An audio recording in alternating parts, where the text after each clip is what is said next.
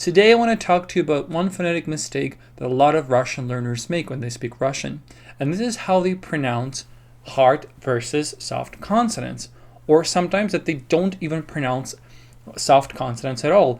And I understand that, for example, if you come from the background of of speaking English, this concept is kind of foreign to you. For example, think about the consonant l, right? Like long or leap, like a leap of faith.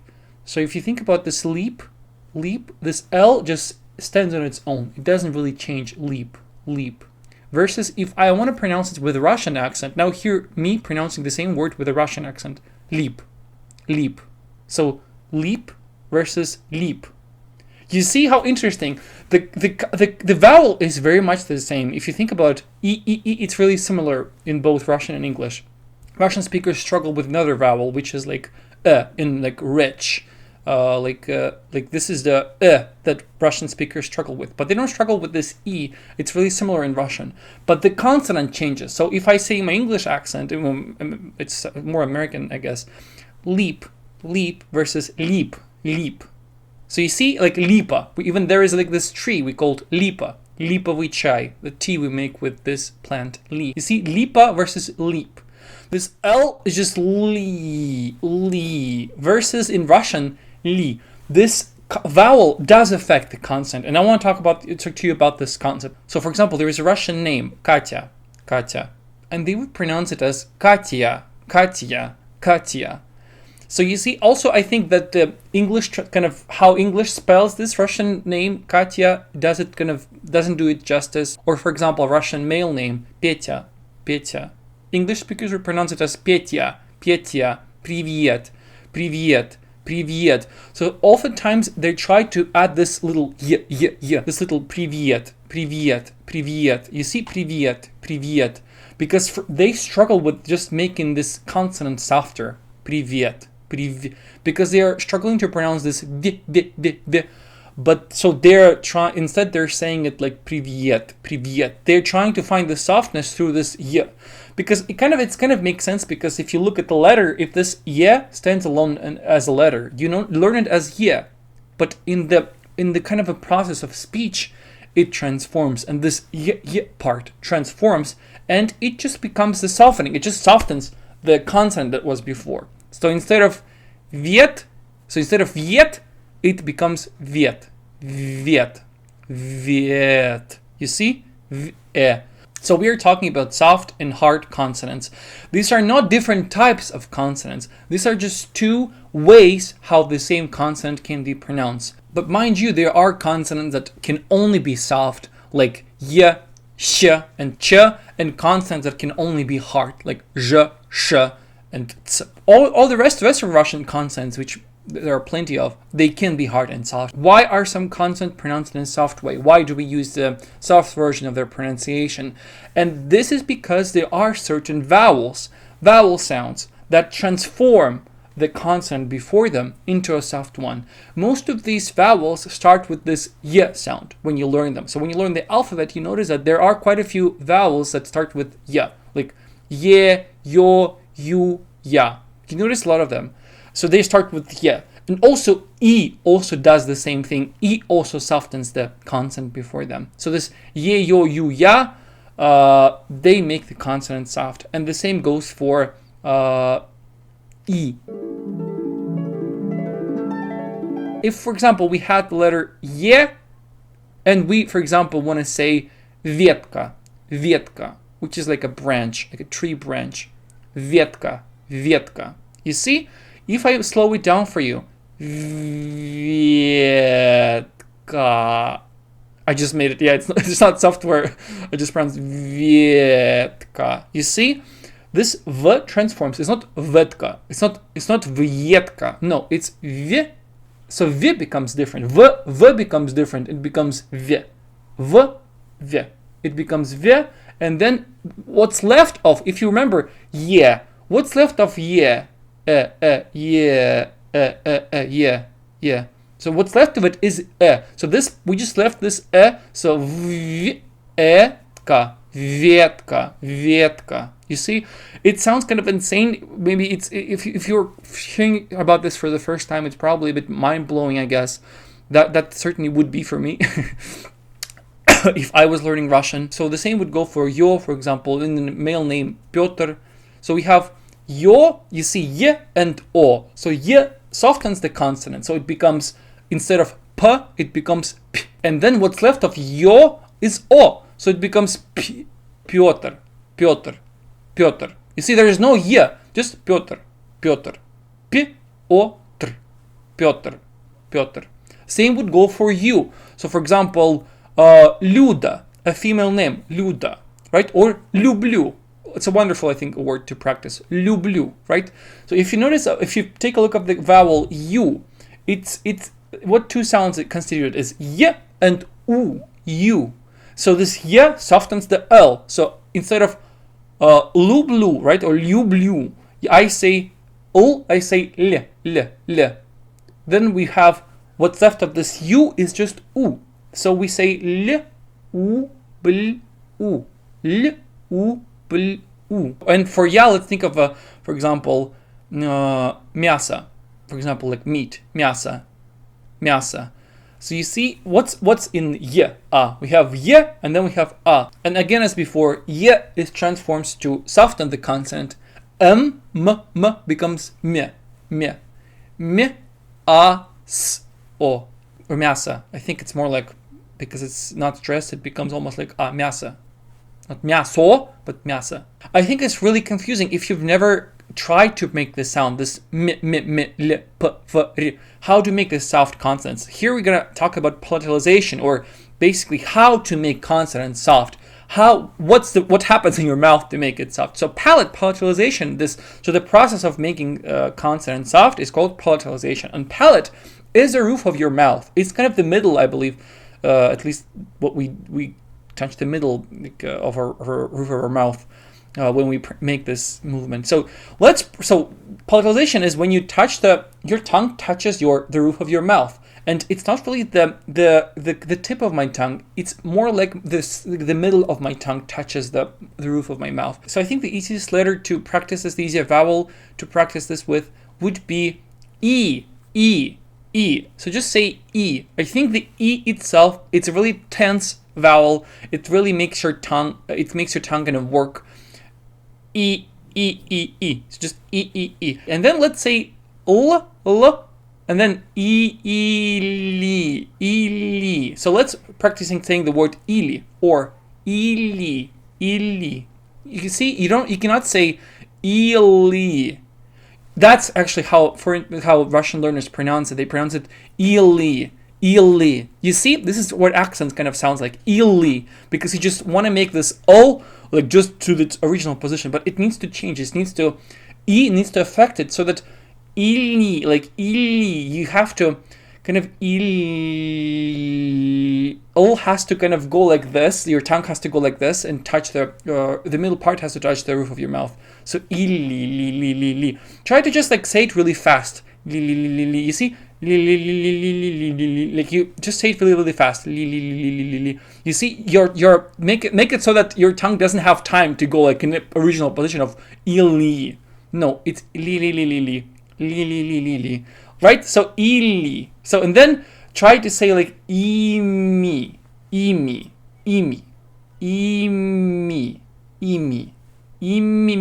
And then stop this and make it longer. Stop this vowel, or stop this consonant, and then just stretch it. So you said mi. So then stop at this mi. Mi. So you got it. So if you stretch it, and stop and just make this stretch, mi. You have this soft consonant, mi. Same would go with ep.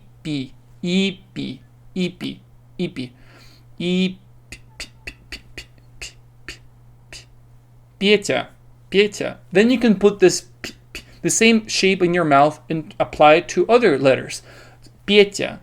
So then you can practice it. So I'm just recommending to start with E and then transform it into like just pronounce it with other consonants, like with ili, imi, iti, iri, iris, Edis. This is a type of candy in Russia. Edis. Edis. Probably is going to be the most confusing.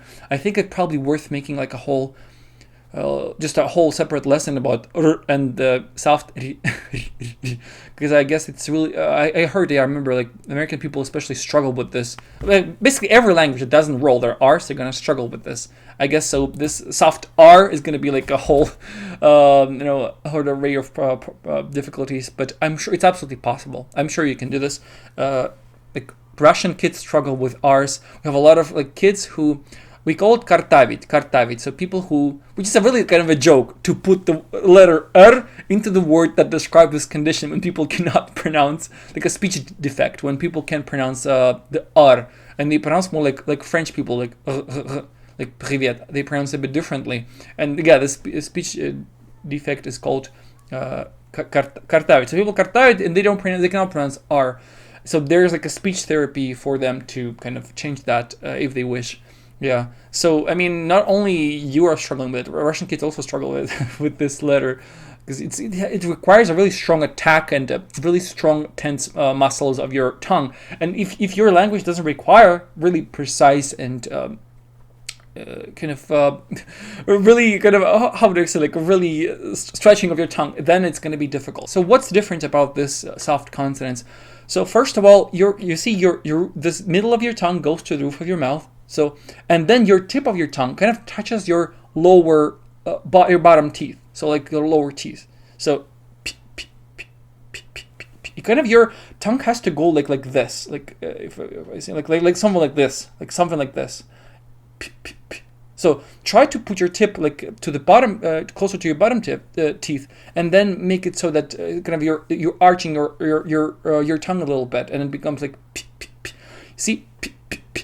There's less air. There's less air going through, so the sound is more tense and more high pitched. So if you compare just,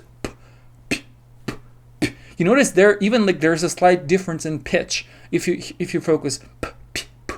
You see, it's kind of higher because I guess there is less air going through your mouth, because there's a obstacle which is your tongue that kind of blocking the air going through. So you pronounce it a bit higher.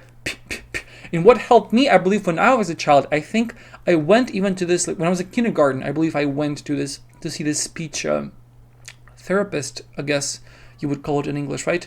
So people who kind of fix your speech defects. And we did some exercise about this soft and hard consonants. What this speech therapist told me, she just told me to smile when you pronounce them. Just smile to make this, for example, m. So we have just m, the letter m, right? We need to make it soft. M.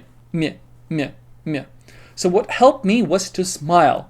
So she said, like, smile and say it like again, me. Let's practice with the vowel e. M, me.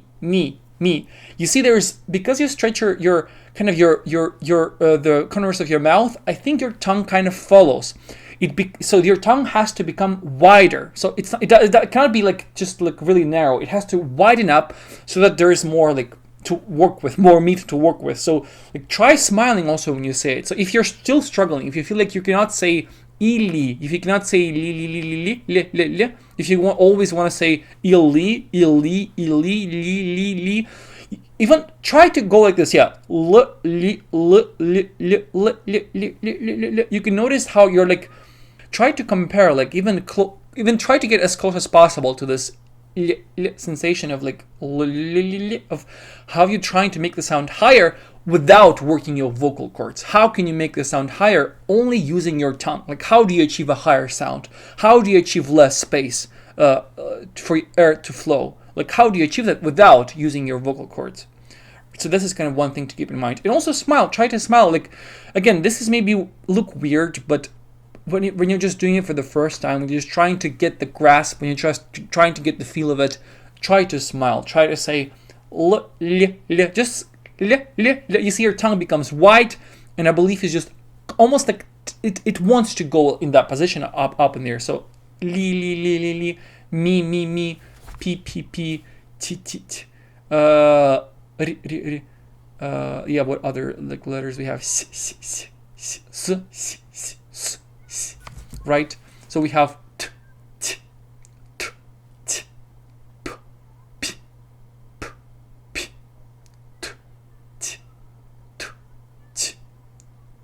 v, v, v, v, f, f, f, f. You see, my kind of corners of my mouth kind of always intuitively wants to move a little bit. So when you're just practicing, try to smile. Try to make it v, v, v, v. Just go by every letter. Just go by every letter you see in the alphabet and go v, v, v, v. Just go with like first E, like B, V, G, D. First you can just sing the whole alphabet with E, then with yeah, then with yo, then with you, then with ya. Just practice with all of them. So just go with the alphabet with each of them. Then practice saying different words. Notice which words have this kind of soft consonants.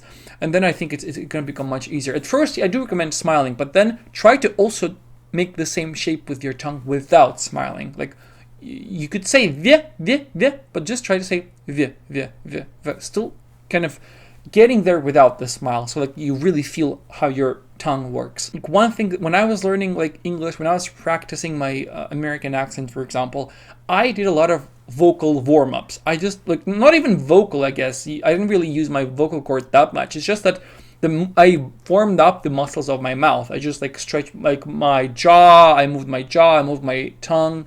So just to, to relax a little bit and to make it easier to acquire this new patterns of movement. So I would definitely recommend, before you're doing this practice of your soft consonants, do stretch your like mouth, your muscles a little bit, or muscles of your face a little bit. I wanted to talk about this because I've heard my students say it, or just like some YouTubers, for example, who learned Russian and they make content for Russian audience who were originally English speaking. They also make this mistake. A lot of them do. A lot of Russian learners do make this mistake, but there are some who kind of don't make it, and they sound really natural, and it's really fascinating. I think it's because these people have really kind of teachers who really emphasized phonetics, who really taught them phonetics really well. They didn't ignore this aspect of the language. I think to me it's very important. Phonetics, pronunciation, I think it's very, very important. That's what I really like about the English language, for example. I really like the English, especially American. I do like American accent a bit more. I do have a soft spot for the American accent. So I think that was one of my favorite parts to learn how to pronounce things in a way that sounds more again, who is a typical or average American? Who is that? That was quite enjoyable, and I think I also like to teach my students Russian pronunciation, Russian phonetics. It is quite important. It eases, like it makes it easier for the other person to listen to you. It makes it easier for people to understand you. It takes less of an effort to understand what you're saying, and it just makes you sound more natural. Why would you want to sound more natural? I think because when you feel, like when your muscles feel how to pronounce words in a similar fashion, I think you feel more like these people. I mean, maybe it sounds insane and just maybe completely delusional, but in my mind, like when you feel like the better your pronunciation, the easier it is for you to relate to these people and kind of to even understand their culture a bit more. Maybe it's completely far-fetched, but just to me, when you're feeling sounds in your mouth, it takes you like in a bit different position. Like when your body feels this language, you feel a bit differently, and it's easier for you to speak this language because you know exactly how it feels in your body. Does it make sense? It just makes it easier to learn, to speak, to practice this language because it's a really particular feeling in your body, in your mouth, for example, in your face, in your tongue. It's a really particular feeling. It's a really particular things that your body is familiar to. So you enter that mode and you're in that mode. So you're not switching back to your native language because you really need that. Yeah, if you want to learn more Russian, if you want to learn about Russian culture and more about the Russian language, do subscribe. Thanks for watching. I'll see you guys in the next video, and goodbye.